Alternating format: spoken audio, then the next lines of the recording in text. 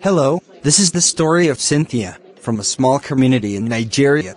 My father was a chief who was married to 2 wives. I never met him. I'm from a large family where everyone is striving to survive individually. I'm 22 years old and was married off at the age of 14.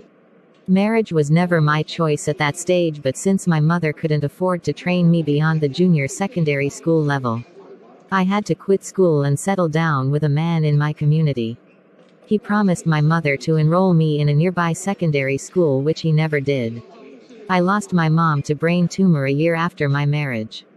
Just when I thought my marriage would be my savior, my whole world changed into a nightmare. My marriage turned into an abusive one. I'm beaten at the slightest provocation. I watch my children suffer from insecurities and I can't help them. Over the years I've not had anyone to talk to till I met a team of women and girls' rights civil society organization. Today I'm joining Women Empowerment Education Peace Building Initiative to amplify the voice in the fight for the elimination of violence against women and girls. We say no to woman batter and all forms of violence against women and girls.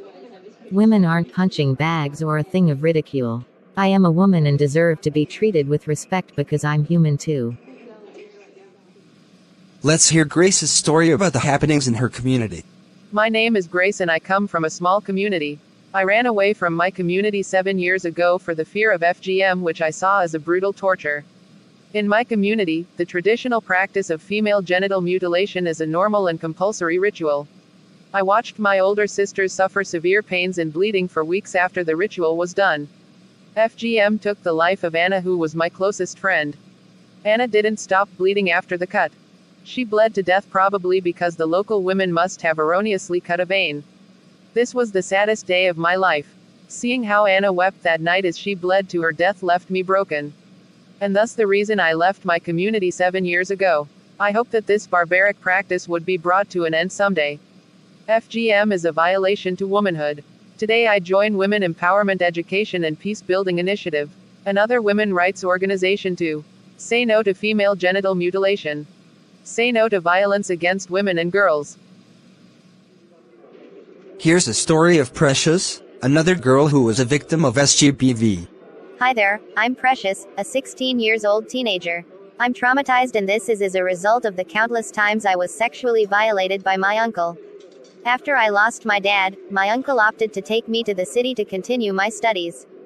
Getting to the city, all I've experienced is continuous sexual abuse and violation of my rights as a human being. He's scared I'll speak out when I leave the house, so he locks me up.